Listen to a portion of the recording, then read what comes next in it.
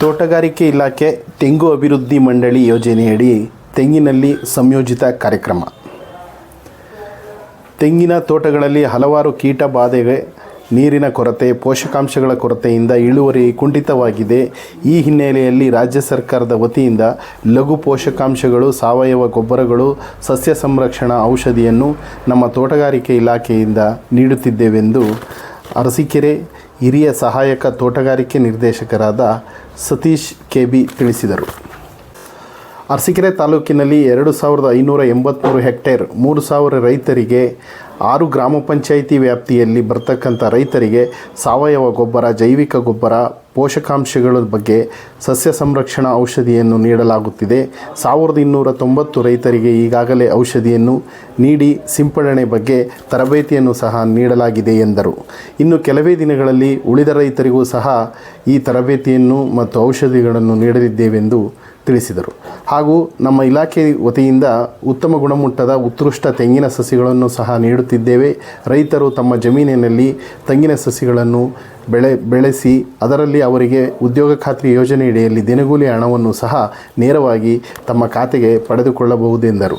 ರೈತರಲ್ಲಿ ಹೆಚ್ಚಿನ ಆಸಕ್ತಿ ಬರಬೇಕೆಂದರು. ಗಿಡಗಳನ್ನು ನೆಡುವುದರ ಬಗ್ಗೆ, ಔಷಧಿ ಸಿಂಪಡಣೆ ಬಗ್ಗೆ ಹೋಬಳಿ ಮಟ್ಟದಲ್ಲಿ, ಗ್ರಾಮ ಪಂಚಾಯಿತಿ ಮಟ್ಟದಲ್ಲಿ ಅಧಿಕಾರಿಗಳೆಲ್ಲರೂ ನುರಿತವರಾಗಿದ್ದು ಸಾಕಷ್ಟು ತಂತ್ರಜ್ಞಾನಗಳನ್ನು ಅಳವಡಿಸಿ ರೈತರಿಗೆ ತರಬೇತಿ ನೀಡುತ್ತಿರುವುದಾಗಿ ಹಿರಿಯ ತೋಟಗಾರಿಕೆ ಸಹಾಯಕ ನಿರ್ದೇಶಕರಾದ ಕೆಬಿ ಸತೀಶ್ ತಿಳಿಸಿದ್ದಾರೆ. ಸರ್ ನಮಸ್ಕಾರ. ನಮಸ್ತೆ ಸರ್. ಇಲ್ಲಿವರೆಗೂ 2023ರಿಂದ 23-24ರಲ್ಲಿ ತೋಟಗಾರಿಕೆ ಇಲಾಖೆಗೆ ಎಷ್ಟು ಅನುದಾನ ಬಂದಿತ್ತು ಸರ್? ನಮಗೆ ಒಟ್ಟು ಕೇಂದ್ರ ಸರ್ಕಾರದ ಅನುದಾನ, ರಾಜ್ಯ ಸರ್ಕಾರದ ಅನುದಾನ ಮತ್ತು ಜಿಲ್ಲಾ ಪಂಚಾಯತ್ ಅನುದಾನ ಅಂತ 3 ಇದರಲ್ಲಿ ಬರ್ತದೆ ಸರ್ ನಮಗೆ ಅನುದಾನ.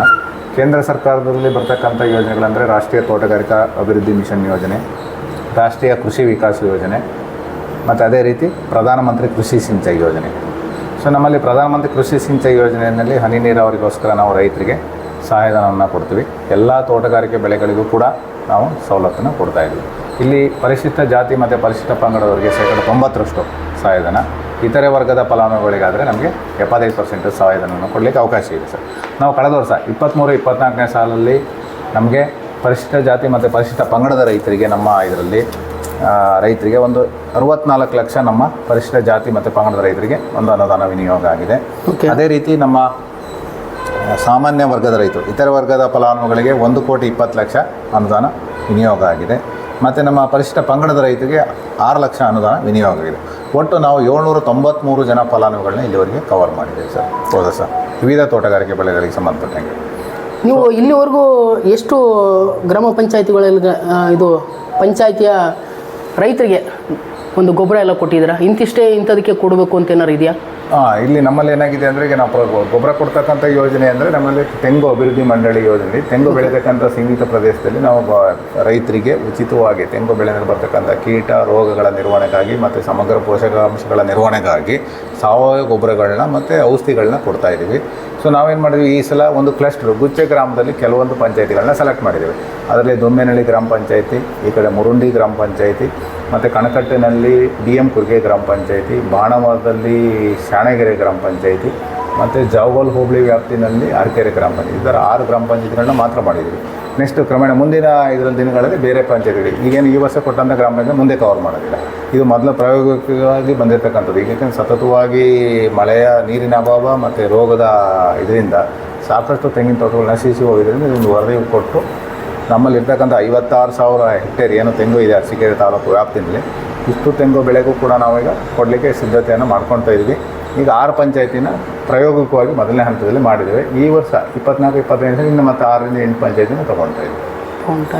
ಇದರಿಂದ ಅದು ನುಸಿ ರೋಗನ ತೆಂಗಲ್ಲಿ ಸಾಕಷ್ಟು ರೋಗಗಳು ಬರ್ತದೆ. ಒಂದು ನುಸಿ ರೋಗ ಬರ್ತಾಯಿದೆ, ಒಂದು ಕಾಂಡ ರಸಸೋರುವ ರೋಗ ಬರ್ತಾಯಿದೆ, ತೆಂಗಲ್ಲಿ ಹುಳುಗಳು ಕೆಂಪು ಮೂತಿ ಹುಳ ಇದೆ, ಮತ್ತು ಒಂದು ವೈಟ್ ಫ್ಲೈ ಅಂತ ಹೇಳ್ತಾರೆ, ಬಿಳಿ ನೊಣ ಅಂತ ಹೇಳ್ತಾರೆ, ಅದು ಇದೆ. ಮತ್ತು ಸ್ಟೆಮ್ ಬ್ಲೀಡಿಂಗ್ ಅಂತ ಹೇಳ್ತೀವಿ, ಆ ರೋಗ ಇದೆ. ಸಾಕಷ್ಟು ರೋಗಗಳಿದೆ. ಅದ್ರ ಜೊತೆಗೆ ಪೋಷಕಾಂಶಗಳ ಕೊರತೆ, ಅಂದರೆ ತೆಂಗಿಗೆ ಈಗ ಕೆಲವೊಂದು ಸೂಕ್ಷ್ಮ ಪೋಷಕಾಂಶಗಳು ಬೇಕು. ಎಕ್ಸಾಂಪಲ್ ಮೆಗ್ನೀಷಿಯಂ ಸಲ್ಫೇಟ್ ಇರ್ಬೋದು, ಬೋರಾನ್ ಇರ್ಬೋದು, ಜಿಂಕ್ ಇರ್ಬೋದು, ಐರನ್ನು, ಕ್ಯಾಲ್ಸಿಯಂ. ನಮ್ಮ ರೈತರು ಕೊಡ್ತಕ್ಕಂಥದ್ದು NPK ಅಂದರೆ ಅವರು ಕೊಡ್ತಕ್ಕಂಥದ್ದು ಸಾವಯವ ಗೊಬ್ಬರ ಅಂದರೆ ತಿಪ್ಪೆ ಗೊಬ್ಬರ ಕೊಡ್ಬೋದು, ಅದು ಕುರಿ ಗೊಬ್ಬರ ಕೊಡ್ಬೋದು, ಅಥವಾ ಕೆಮಿಕಲ್ ಫರ್ಟಿಲೈಸರ್ನ ಕೊಡ್ಬೋದು. ಇದರಲ್ಲಿ ಸೂಕ್ಷ್ಮ ಪೋಷಕಾಂಶಗಳು ಬೇಕು, ಕೆಲವೊಂದು ಜೈವಿಕ ಗೊಬ್ಬರಗಳು ಬೇಕು, ಟ್ರೈಕೋಡರ್ಮ ಬೇಕು, ಮತ್ತು ಅದೇ ರೀತಿ ಬೇವಿನ ಹಿಂಡಿ ಇರ್ಬೋದು, ಇದನ್ನೆಲ್ಲ ನಾವು ರೈತರಿಗೆ ಉಚಿತವಾಗಿ ಕೊಡ್ತಾ ಇದ್ದೀವಿ. ಇವಾಗ ತೋಟಗಾರಿಕೆ ಇಲಾಖೆಗೆ ಸಂಬಂಧಪಟ್ಟಂತೆ ಅವ್ರಿಗೆ ಒಂದಷ್ಟು ಜಮೀನು ಇರುತ್ತೆ, ಅವರು ನಿಮ್ಮ ಒಂದು ಹಿಡಿತ ಇದರಲ್ಲಿ ಎಷ್ಟು ಎಕರೆ ಇದೆ ಸರ್ ತಾಲೂಕಲ್ಲಿ?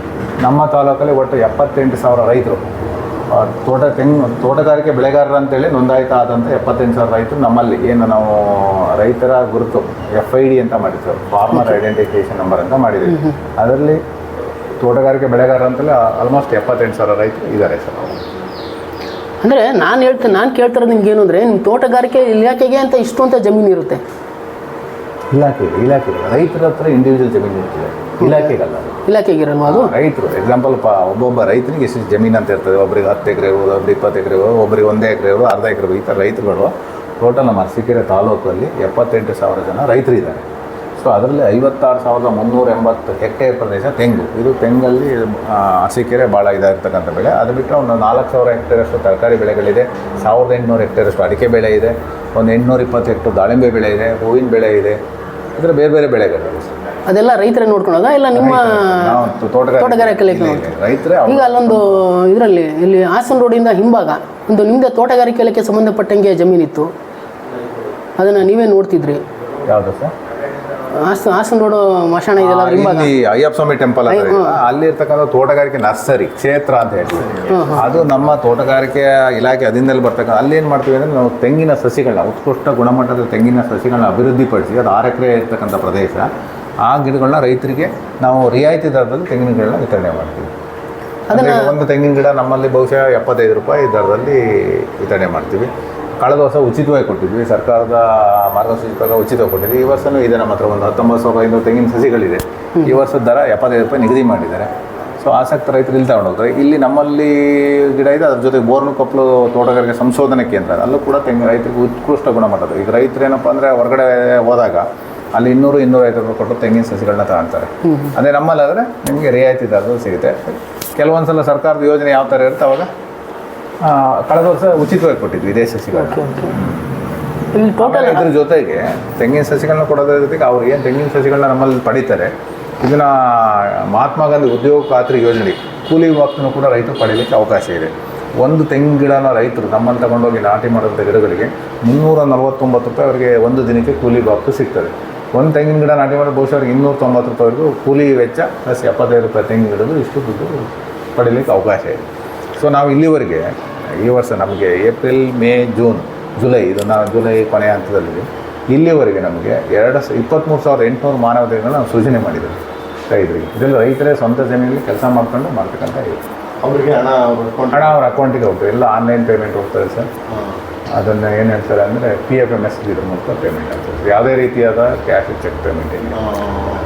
ಈಗ ತೋಟಗಾರಿಕೆ ಇಲಾಖೆ ಸಂಬಂಧಪಟ್ಟ ಅಂತೆ ಅರಸೀಕೆರೆ ತಾಲೂಕಲ್ಲಿ ಎಷ್ಟು ನರ್ಸರಿಗಳಿದ್ದಾವೆ? ಒಂದೇನಾ ಸರ್? ಒಂದೇನೆ. ಎಷ್ಟು ಎಕರೆ ಇದೆ ಸರ್ ಅದು? ಸರ್ 6 ಎಕರೆ ಇದೆ. 6 ಎಕರೆಯಲ್ಲಿ ಏನೇನು ಬೆಳೆ ಇದೆ ಸರ್? 6 ಎಕರೆ ಮೇಜರ್ ಆಗಿ ತೆಂಗು ಸರ್, ತೆಂಗಿನ ನರ್ಸರಿ ಸರ್. ಸುತ್ತ ಒಂದು 40 ತೆಂಗಿನ ಸಸಿಗಳ ಅಂದರೆ ಮರ ಇದೆ, ತೆಂಗಿನದ ಇದೇನೆ ನಾವು ಮಾಡ್ತೇವೆ. ಅದನ್ನು ಮೇಂಟೈನ್ ಮಾಡೋದು ಸರ್ಕಾರದಿಂದ ಮಾಡುತ್ತಾ ಅಲ್ಲ ಬೇರೆ ಯಾರಿಗಾರ ಕೊಟ್ಟಿದ್ರು? ಇಲ್ಲ, ಸರ್ಕಾರನೇ ಮಾಡೋದು. ಸರ್ಕಾರದಲ್ಲೇ ಸಿಬ್ಬಂದಿಗಳಿದ್ದಾರೆ, ಅವರು ಸರ್ಕಾರಿ ನೌಕರು, ಸರ್ಕಾರಿ ಸಂಬಳ ಪಡಿತಕ್ಕಂಥ ನೌಕರು ಸಿಬ್ಬಂದಿಗಳಿದೆ, ಅವರೇ ನಿರ್ವಹಣೆ ಮಾಡ್ತಾರೆ ಸರ್. ಅದರಲ್ಲಿ ತೋಟಗಾರರು ಅಂತ ಹೇಳ್ತಾರೆ, ತೋಟಗಾರರು 2 ಇದ್ದಾರೆ, ಒಬ್ಬರು ತೋಟಗಾರಿಕಾ ಸಹಾಯಕ ಇರ್ತಾರೆ ಸರ್. ಅದರ ಮೇಲ್ಪಟ್ಟು ಒಬ್ಬರು ಹಿರಿಯ ಸಹಾಯಕ ತೋಟಗಾರಿಕೆ ನಿರ್ದೇಶಕರಿಂದ ನಾವು ಡ್ರಾಯಿಂಗ್ ಹಣ ಸೆಳೆಯುವ ಅಧಿಕಾರಿ ಅಂತೇಳಿ ಅವರು ಇರ್ತಾರೆ.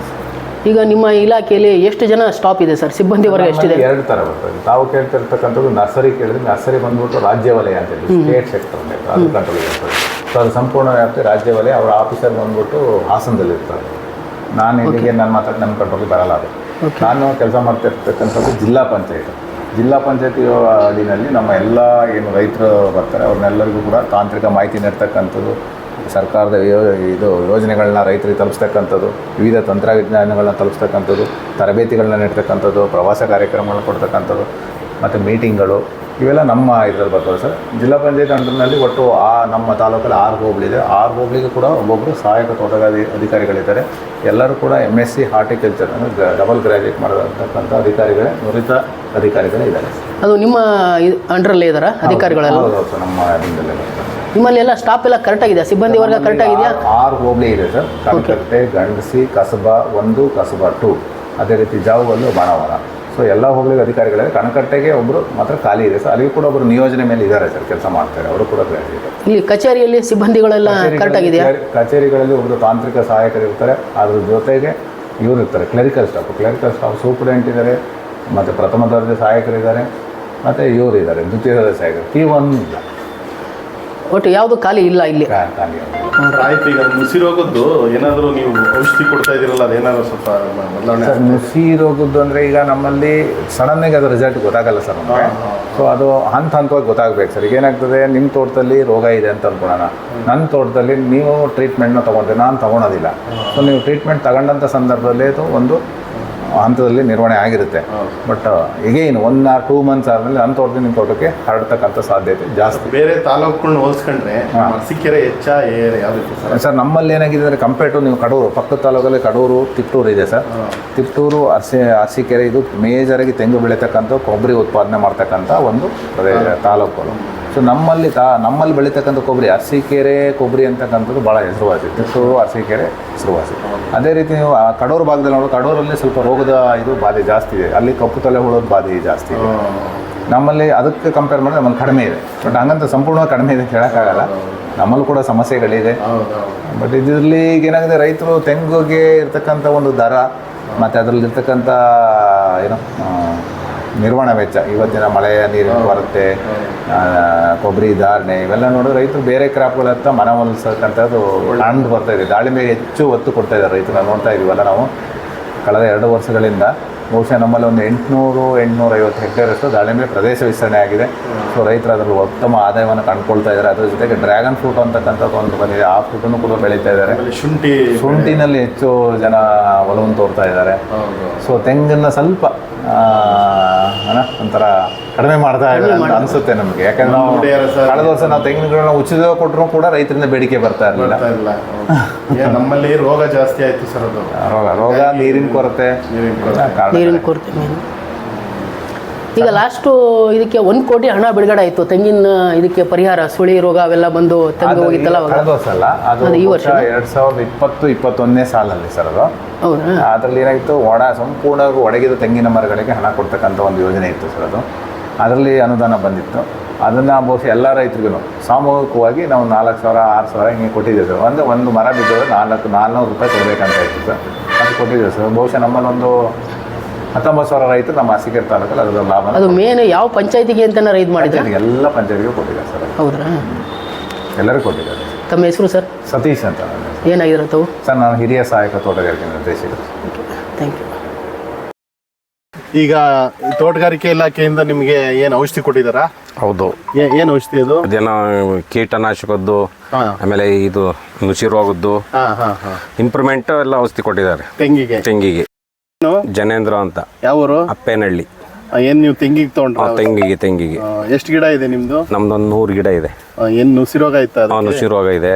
ಮತ್ತೆ ಎಂತದು ಕೀಟ, ಇದು ಕಾಂಡ ಸೊರೋಗದ, ಆಮೇಲೆ ಇದು ಉದುರುತ್ತಲ್ಲ, ಈ ಹರಳು ಉದುರೋದು, ಅದೆಲ್ಲ ಇದೆ. ಇದ್ರ ಬಗ್ಗೆ ತರಬೇತಿ ಕೊಟ್ಟಿದಾರ? ಹೌದು ಹೌದು. ಯಾವ ತರ ಸಿಂಪಡಿಸ್ಬೇಕು ಏನು? ಹೌದು ಹೌದು ಹೌದು. ಅದೇ ಬೇವಿನ ಹಿಂಡಿ ಎಲ್ಲ ಗೆಡ್ಡೆಗೆ ಹಾಕ್ರಿ, ಅದೆಂತ ಪೌಡ್ರ್ ಎಲ್ಲ ಕೊಟ್ಟಿದ್ದಾರೆ. ಅದೆಲ್ಲ ಬುಡಕ್ಕೆ ಬೇರಿಗೆ ಸಿಕ್ಕಂಗೆ ಹಾಕಿ ಅಂತ ಕೊಟ್ಟಿದ್ದಾರೆ. ಇದು ತರಬೇತಿ ಆಗಿದೆಯಲ್ಲ, ಇದೆಲ್ಲ ಕ್ಲೀನ್ ಆಗಿ ನೀವು ಸಿಂಪಡಿಸಕ್ಕೆಲ್ಲ ಗೊತ್ತಾಗಿದೆ ತಾನೇ ನಿಮ್ಗೆ? ಹೌದು ಹೌದು. ಆದಷ್ಟು ನೀವು ಇದ್ರ ಬಗ್ಗೆ ಚೆನ್ನಾಗಿ ಇದ್ ಮಾಡ್ಬೇಕು. ತೆಂಗಿಗೆ ಅದನ್ನ ಸಮಯಕ್ಕೆ ಸರಿಯಾಗಿ ಅದು ಯಾವಾಗ ಅವ್ರು ಹೇಳ್ತಾರೆ ಅದನ್ನ ಮಾಡೋದ್ರಿಂದ ತೆಂಗಿಗೆ ನುಸಿ ರೋಗ ಆಗ್ಲಿ ಮತ್ತೆ ಬೇರೆ ಏನ್ ಕಾಯಿಲೆ ಇದ್ರು ಇದಾಗುತ್ತೆ, ಅದು ಚೆನ್ನಾಗಿ ಅನುಕೂಲ ಆಗುತ್ತೆ. ಹೌದು. ಆಯ್ತಾ? ಆಯ್ತು. ಮತ್ತೆ ಬೇರೆ ಮಳೆ ಆಗಿದೆ ಚೆನ್ನಾಗಿ, ಇದೆಲ್ಲ ಕೊಡೋದ್ರಿಂದ ಬಾರಿ ರೈತರುಗಳಿಗೆ, ತೆಂಗು ಬೆಳೆಗಾರರಿಗೆ ಬಾರಿ ಅನುಕೂಲ ಆಗಿದೆ, ಆಗುತ್ತೆ.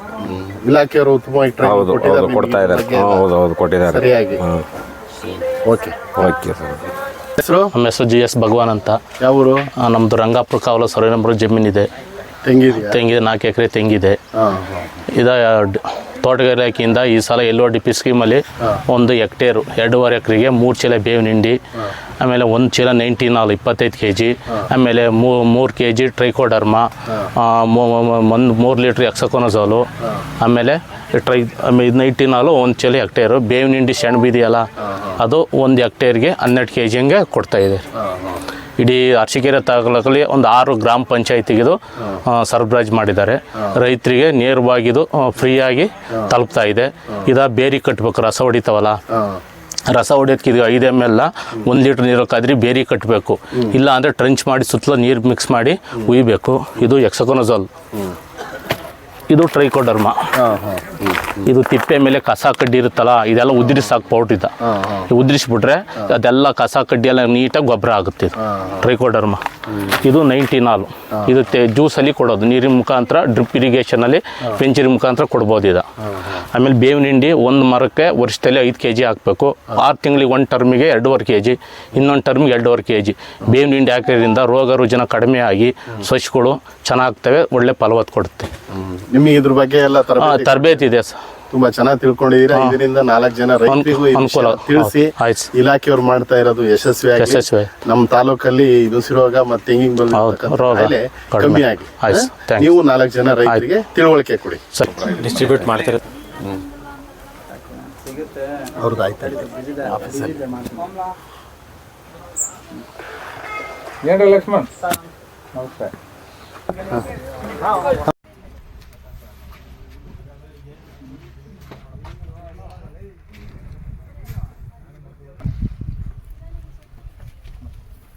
ಲಕ್ಷ್ಮಣ್ ಬರ್ರಿ, ಬರ್ರಿ.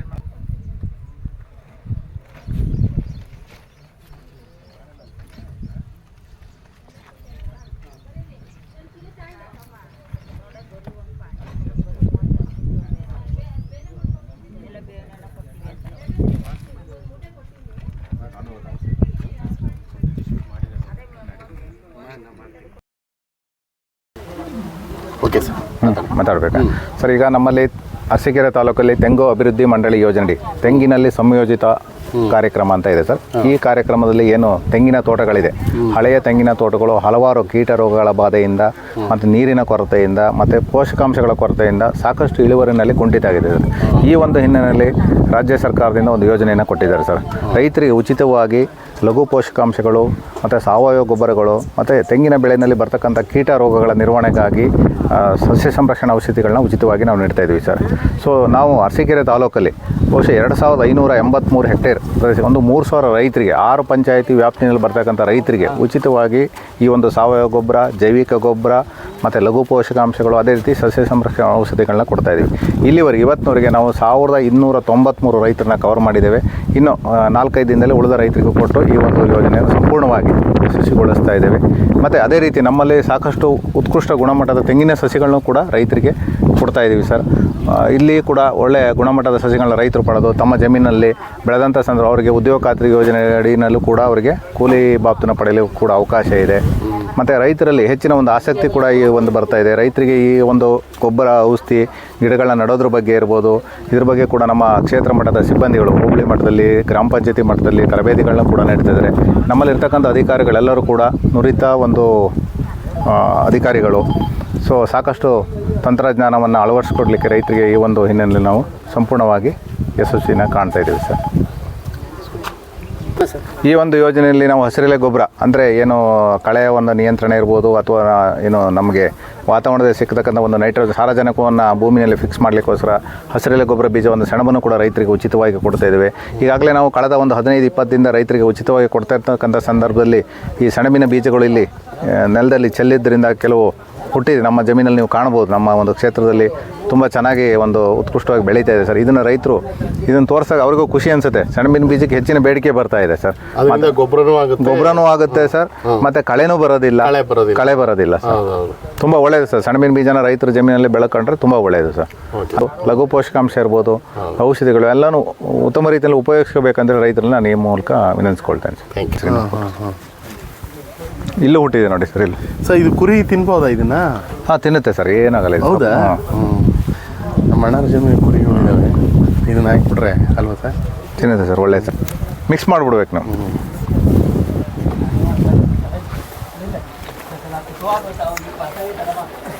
ಇವತ್ತು ಕಡಿಮೆ